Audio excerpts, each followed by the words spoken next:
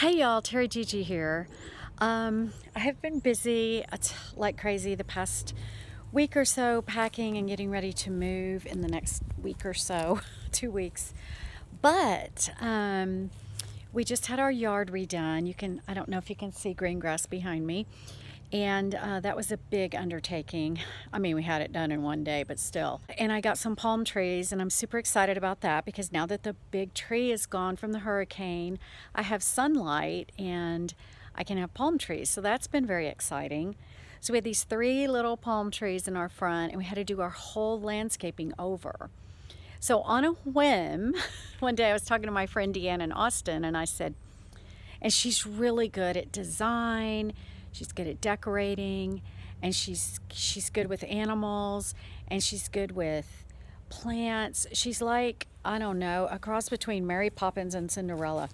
Anyway, and she's my best friend from childhood. So one day we were texting, and I just threw it out there, like boom, I threw it out there.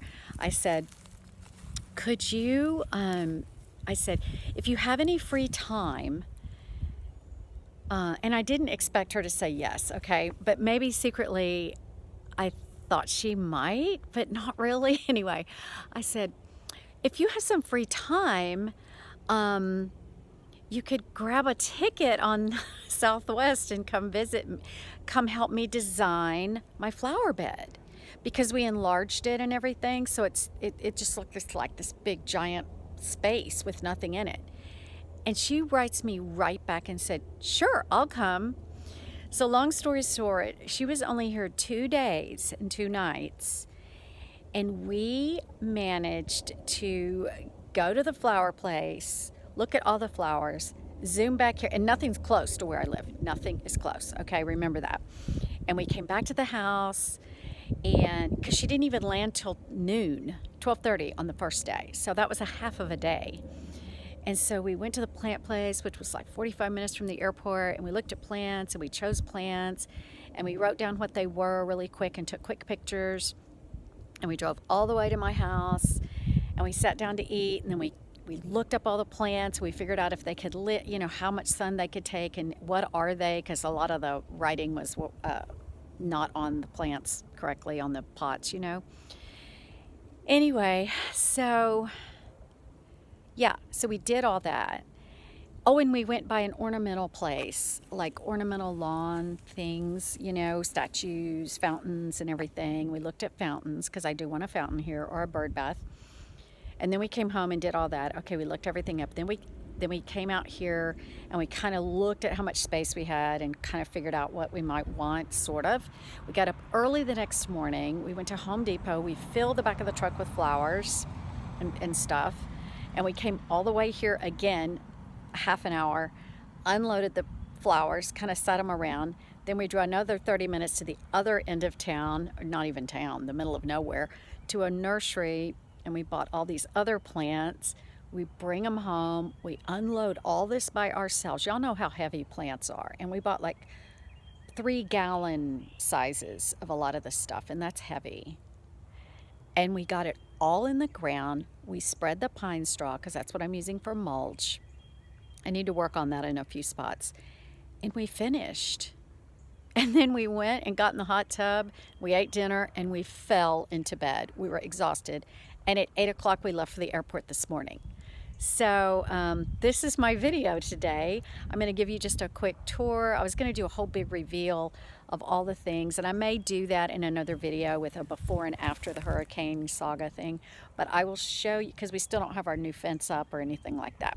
But I thought I'd give you a quick tour of our new flowers.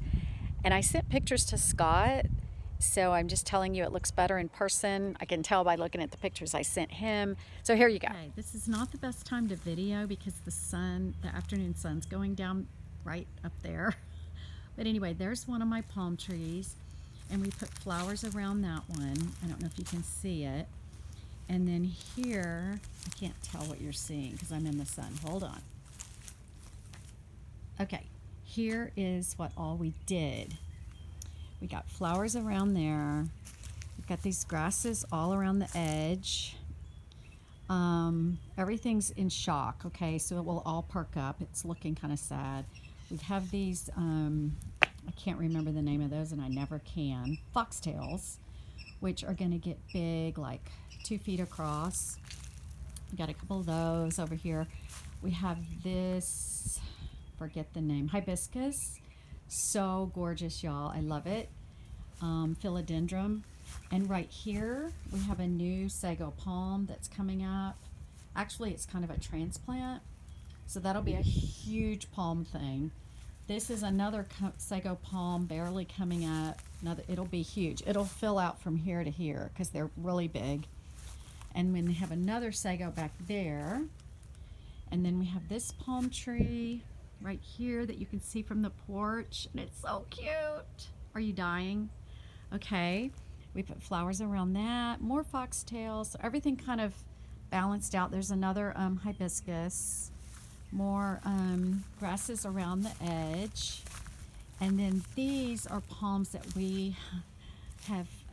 we're saving from the hurricane. Okay, they were crushed, but this is a double one, so we're going to cut that off. But Deanne said leave these things on so that they're getting the sunlight and the energy until they can recover from being transplanted and being crushed by the big tree. So that's why that looks horrible, but those look really pretty in real life. Oh, and we got these cool things. Look at this inside of this plant, y'all.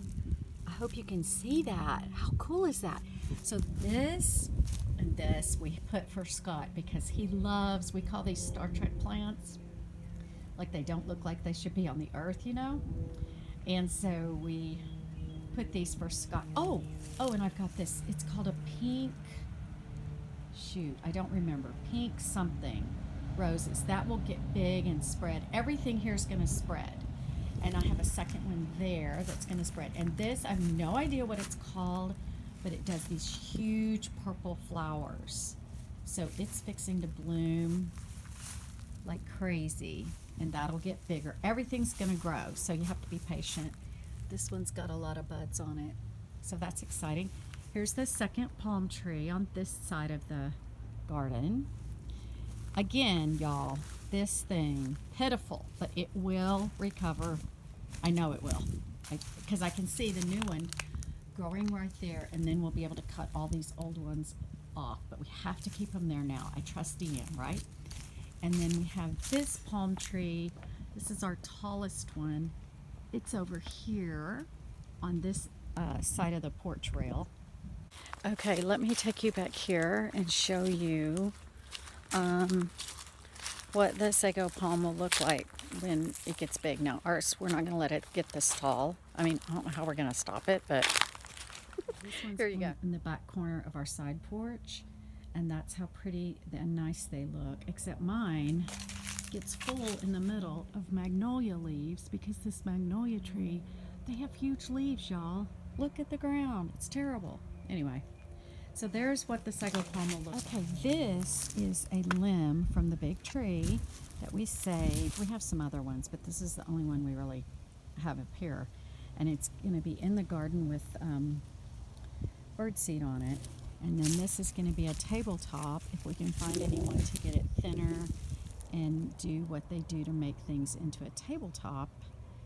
This was part of the trunk of the tree. So we saved that, and we got to get the bark taken off, and I don't know, we got to find an expert to do it, and I don't know where I'm going to find something like that.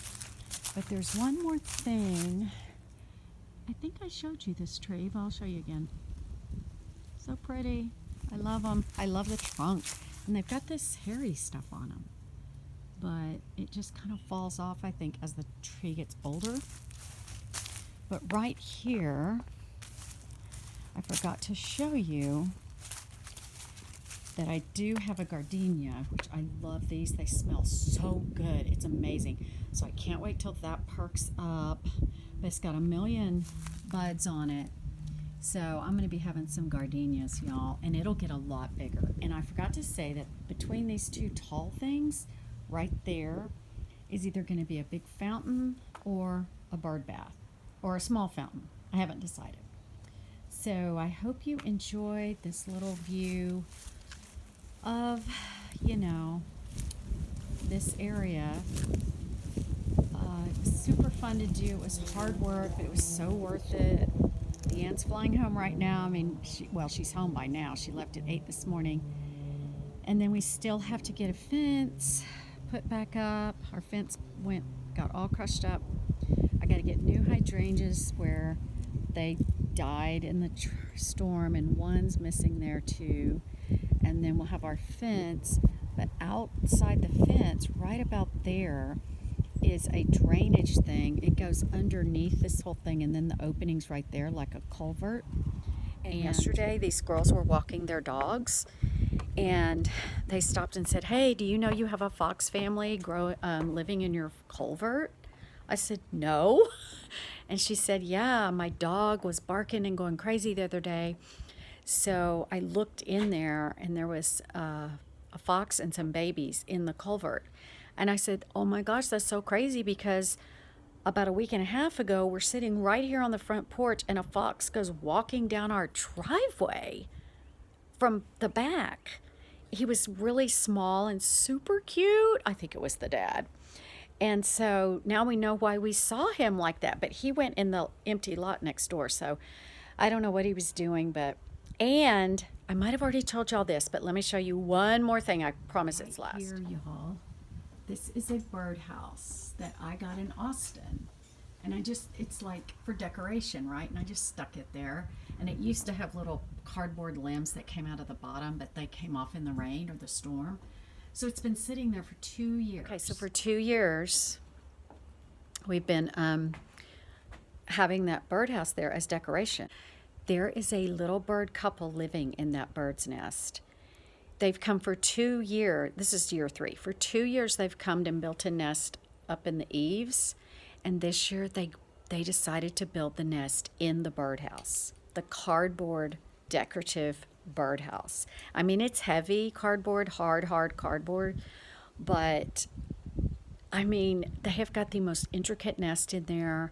They're building. It's 2 tiny little South Carolina wrens. They're just so adorable. I've named them Romeo and Juliet. And we're getting ready to have the house painted. And our maid's got to delay the painting till June because I feel like they're about to have babies. And they need like a month to hatch and grow and fly away. So I'm praying that they get it together and get it done before June 7th. So I'm kind of worried. But we don't want to move it now. We can't move it because we don't know where to put it because they want to be protected and they like to be near humans. This is what the website said. They like to be near humans for protection because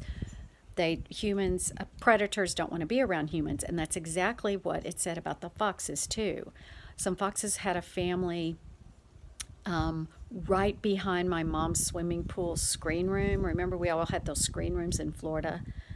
They put a den right in the ground next to the pool. And they like to do that. If they're near people, they like to have their babies near people because predators don't tend to come around that. So I'm going to have to protect the foxes and my birds. It's a zoo around here. Talk to you later. Bye.